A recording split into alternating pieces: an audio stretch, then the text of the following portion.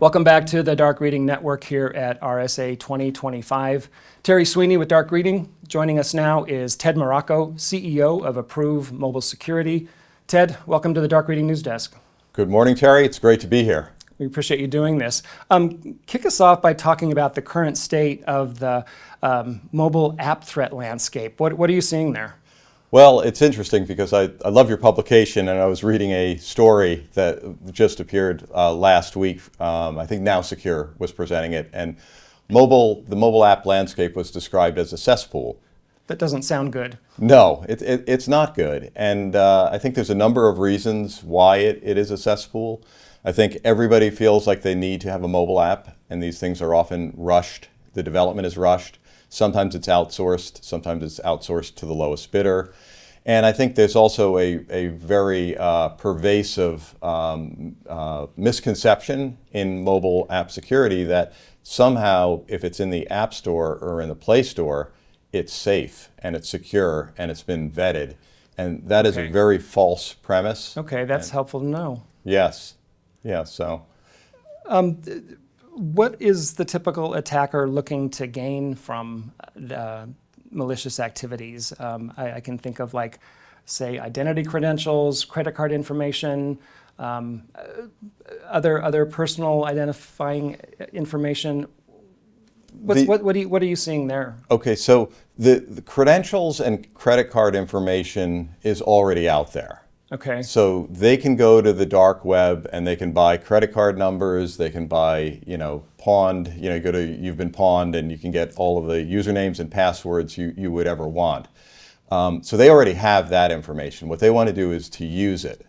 And they can use those stolen credentials with an insecure mobile app and an insecure API to get the real goods, which is if it's a healthcare company, healthcare data is the most valuable data on the dark web, so they want to leverage those credentials to get more information. We have a lot of automotive clients, connected vehicles. Everybody thinks it's great to have a mobile app connected to their car, but hackers are going after that data because they can do a lot of things with that data. It's very valuable. Just the location information is valuable, let alone the value of being able to track or unlock or steal a vehicle. Okay. Retailers, loyalty points, loyalty programs, frequent flyer miles. Again, you have credentials, you can go take a vacation with somebody else's frequent flyer miles. You can transfer those miles out, transfer them to your account, use them. This happened recently with an airline in Australia. And so that's another example. And then, the most common is people are going after crypto like crazy. Okay. There's a lot of people who have, put money in crypto, and if that's gone, it's gone. So you'll see a tremendous amount of attacks on banking and crypto type currencies for financial gain. Where do the vulnerabilities and bugs arise then? Is it because code has been reused? Code hasn't been properly checked, the security or the app sec hasn't really been followed properly. What's happening? Yeah, so one of the big problems, and again, another company in our space just published a report that showed that 92% of the mobile apps had API keys hard-coded into the mobile app. So if you can just through static analysis or dynamic analysis, extract an API key, you can gain access to a lot of valuable data. So cryptography, sometimes there's obsolete cryptography used. Man-in-the-middle attacks. Okay. This is a huge problem and a growing problem. We're here at this conference. All over the area, there are Wi-Fi networks, and everybody connects to these Wi-Fi networks. Very easy for somebody to intercept communication, even if you have multi-factor authentication in your app. You're connected through your mobile app, and you think you have a secure connection. If that channel is not pinned, then you don't. People can be monitoring it and picking off credentials, picking off passwords, API keys. A lot of things, even multi-factor codes, can be picked off using a man-in-the-middle attack.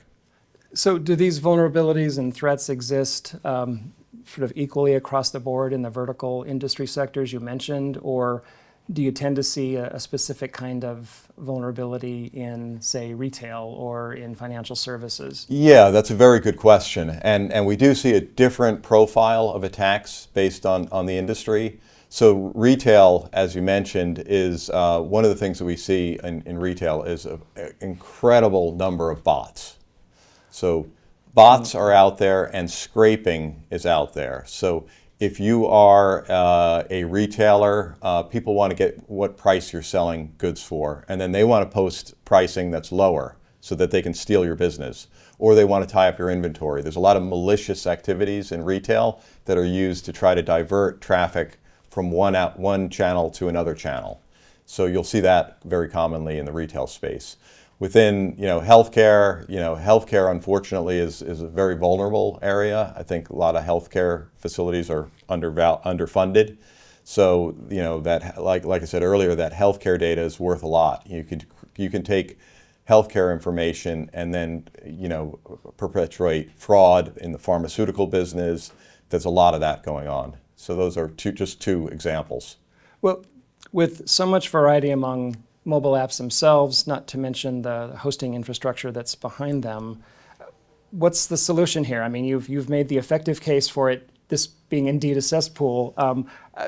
What do we do then? Do we make sure that the code is locked down more tightly? Do you need to change something where API security is concerned? Yeah, that's a great question. So it depends on what are you trying to secure? What are you trying to protect?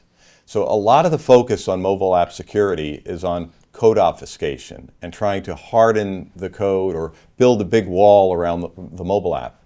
But what you're trying to protect isn't necessarily on the mobile phone or within the mobile app. If you're a healthcare company, you're trying to protect information that exists in the cloud. If you're an automotive company, you're not trying to protect the mobile app, you're trying to protect the data that's in the cloud. That's what's valuable. So why are we focused on code obfuscation for a mobile app when we should be focused on the API? Because the value, the value is in the cloud. That's what people are trying to attack. So trying to, build walls around the mobile app, it's kind of a fool's errand. And today with AI, de-obfuscation tools make a lot of the things, the tips and tricks that worked 10 years ago, they're obsolete. Okay. Yeah, so I think API security is more important, but you do need to be in the device to secure the API. So you actually have to have end-to-end security. You need to build security into the mobile app, and you have to build security into the API. And you need to make sure that you have a zero trust solution for your mobile app to make sure that data in the cloud is protected. Okay, is this where runtime application self-protection comes into play? Yeah, RASP is an important piece of the puzzle. But again, all RASP, just because a company says they have RASP, it doesn't mean that you're secure. Okay. All RASPs are not created equally, nor is all multi-factor authentication equal. So one of the things that's really important from a RASP perspective is, can it react to new threats? Or is that RASP solution hard-coded into the app and a new threat emerges, you need to patch the app, get it through the App Store, and then get people to update their app for it to be secure. That's not the solution that's going to work today. You need over-the-air updates. So one of the things that's really important is, can you change your security policies through the cloud? Do you have a cloud component to your mobile app security? And if the answer is no, then you're probably going to be vulnerable, and your RASP solution is going to be vulnerable because it's kind of hard-coded with yesterday's threats. Ted, take us out with some other questions that customers should be asking themselves if they're on the fence about whether this kind of solution is right for them. Well, unfortunately, a lot of customers ask about price. and again, you get what you pay for sometimes in mobile security. Actually, you don't. Some of the vendors are very expensive selling the older technologies, the obfuscation technologies. Those can be very expensive to maintain because the development environment is complex and they offer sort of limited security.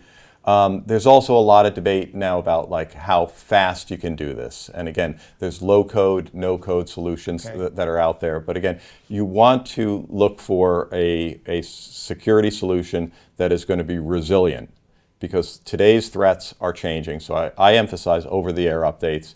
I think having a cloud component and attestation that the app is genuine and that the device is untampered with is going to be your best path to having a secure solution.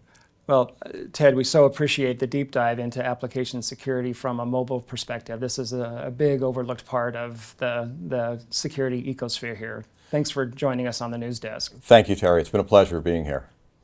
We've been talking to Ted Miracco of Approov Mobile Security. This has been Terry Sweeney for the Dark Reading News Desk. Thanks for joining us for this segment. We'll see you next time.